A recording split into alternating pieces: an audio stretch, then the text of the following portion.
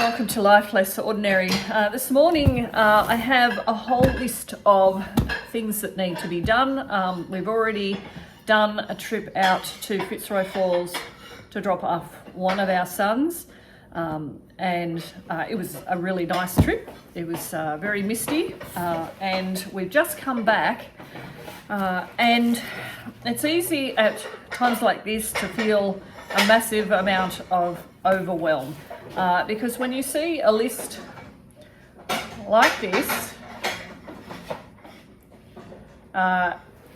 it can feel very overwhelming because there are just so many things to do. So between now and our last video, which was a week and a half ago, I showed you where we were at down the back in the potager garden and what we were planning to do, but we haven't actually done any of those things that we were planning to do. So part of what I had talked about was clearing out the raised garden beds and clearing out the tomatoes. The sweet potatoes are coming to their end, so we will have to harvest those. On top of all that, we have our pink baby apples that are well and truly ready to be harvested, so we need to harvest those. There's the last of the figs that need to be harvested and put in the freezer so that when I actually have more time to process them, to make them into jams or into chutneys or into whatever I need to do, along with all the tomatoes that are already in the freezer. Yeah, these are things that need to be done, but like I said, there can be this massive feeling of overwhelm. So how do I deal with that? I'm going to say that yesterday I wasn't dealing with it very well at all. I just, the day that we had planned in terms of doing a whole day of gardening, got somewhat derailed by having to drop two sons to very different directions. Dean's up in Campbelltown at the moment helping another son do something. We have to pick sons up later this afternoon and this evening and drop them further afield and then go back later and pick them up. So adding that into everything just feels so overwhelming, and looking at a list like this, I just think I am never going to get these things done. What do I do now that I have this list, so many things to do? What I do is do the next thing. So on the top of my list is plant tulips and ranunculus. So my tulips and ranunculus are in the fridge, getting cold. We went this morning on our way back to pick up some soil that I needed. So I've got that started. So that's one thing that I know that we have started doing, and it's not going to take much more to get it going further. Then do the next thing, figs and apples. That's what we will focus on. If that's all we get through today, I am happy with that, and I need to be happy with that. So all that is to say, it can get overwhelming, particularly if things around us are getting so busy. Life is busy, our children are busy, and we want what we're doing to be productive. We want our garden to be productive, and we can spend so much time researching and seeing how other people are doing it that I particularly get overwhelmed. So what I'm doing today is doing the next thing on my list. These things I will get to them down the track. I have them written down, so I know that they're things that we can get to. So that's what we're going to do now. So one of the things on my list, I'm not going down the list, I'm just picking the ones that are easy to do. My sourdough starter needs feeding, so that's what I'm doing now.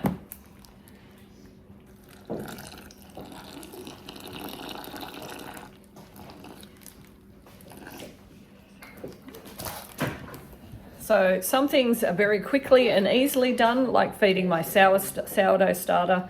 Other things obviously will take a lot longer, but this is one thing I can tick off my list.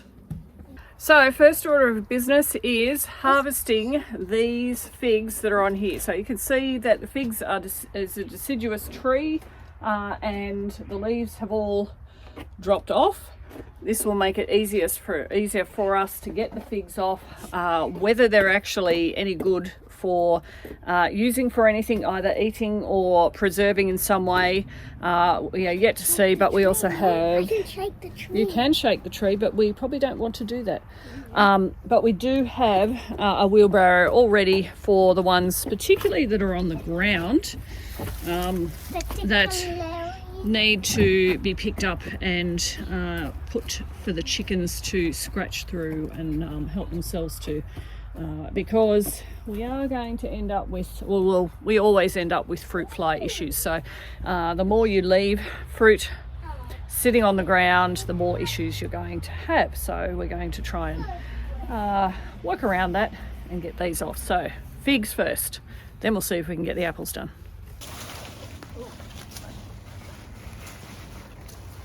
Ideal, but it's fine getting it off. Okay. Okay.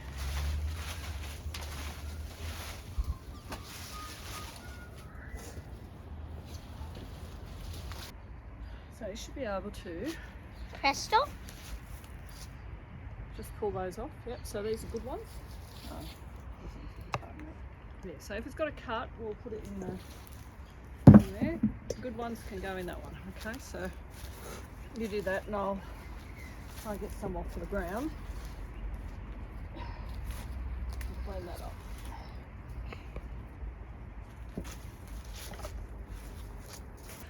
So this is how much we've, surprisingly little amount of rubbish. But where is our bowls? So I ended up with 1.5 bowls of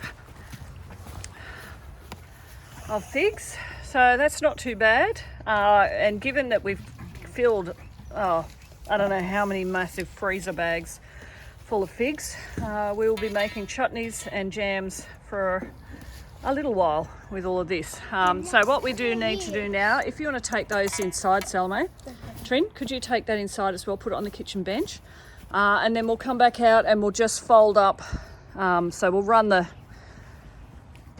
netting down there, tidy it up and then roll it up neatly so it can be used next time. Because if you remember, if you've watched in the other videos, particularly the ones about us netting those fig trees, we needed to find the correct size of net for that. So that was 10 metres by 10 metres to fit over those 3 fig trees. And those 10 metres by 10 metre actually did the job. You can see by how much we managed to get off this time, and in previous videos you'll have seen how much we're able to harvest off. So we're really happy with that. That worked. One job ticked off the list. No, we're rolling it somewhere. So roll it down the hill would make sense. So Yeah. Trinity, you Charles, come along here and help me gather it in. So it's easier.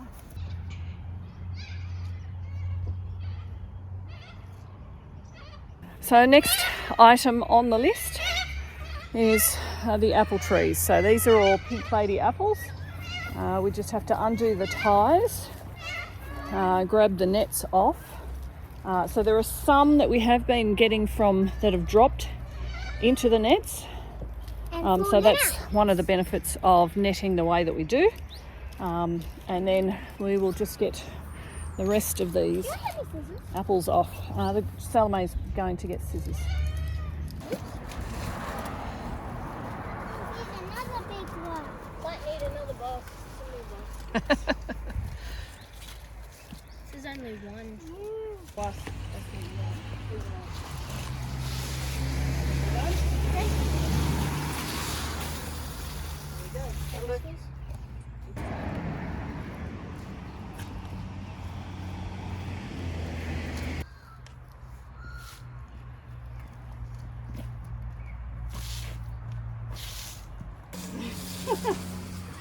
this is a good issue to have. We're running out of containers. Is there a box? I think there's... Just kind of exciting, the amount of apples that we're getting. Considering it's only 4 trees. And this is the final product, the amount of pink lady apples, amount of pink lady apples that we've gotten off 4 trees. This is our May apple harvest. So that's pretty exciting. So we had about an hour's break from doing the apples and the figs, and we're just coming down the back to do some work on the sweet potato area. So we're pulling all of the greenery off because it started decomposing, and then we're going to dig and find all of the sweet potatoes. Hopefully there's lots in there. Anyway, we'll see what happens. Putting it on the wire. Putting it on the wire. Why? 3, 2, 1. Pull it out. Why is that pink? Oh, there we go. There's a bucket here. Yeah, we can put them in that bucket. Okay, Trin. Yep. Keep digging around, Trin. Let's see what gold we can find.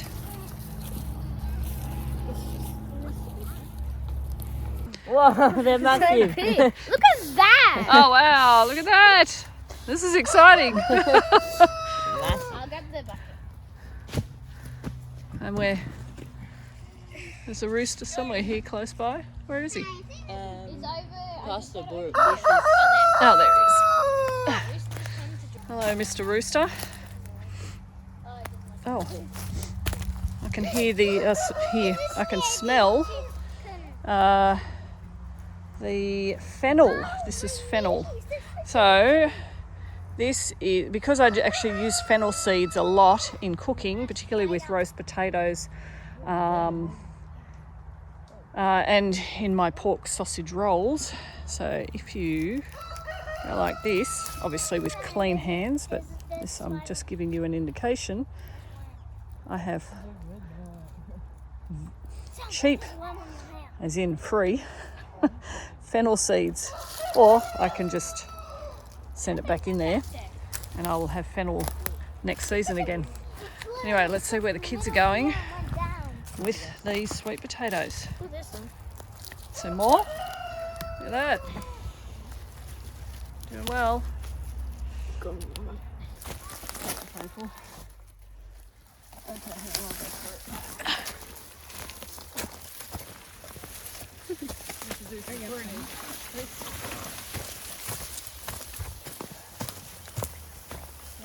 Oh, we're losing some. No, I'm coming. I'll get us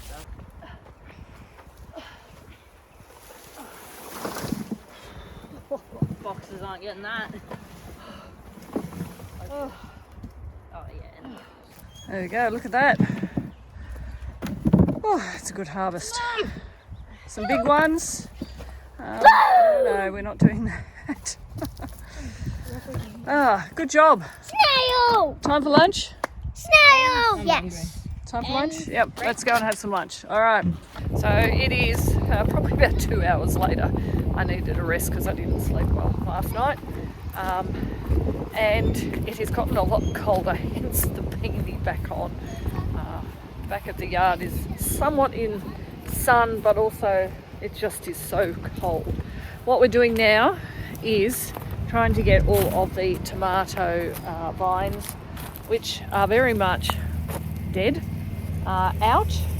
And then I have some green manure that I am going to just scatter along in some of these garden beds so that we can grow some fodder or grow some green manure, which will then chop and drop, which will add nutrients back into the soil, ready for springtime when we will be planting all our spring vegetables. So let's get going on the next thing on our list. So we also want to make sure that we get all of the tomatoes off the ground as well. There's going to be a certain amount of seeds that will have dropped from these in the ground, which means we're probably going to end up with some of these same varieties growing again next year in this garden bed. But like I said, my intention is to pull a lot of this stuff out and then put green manure in and whack some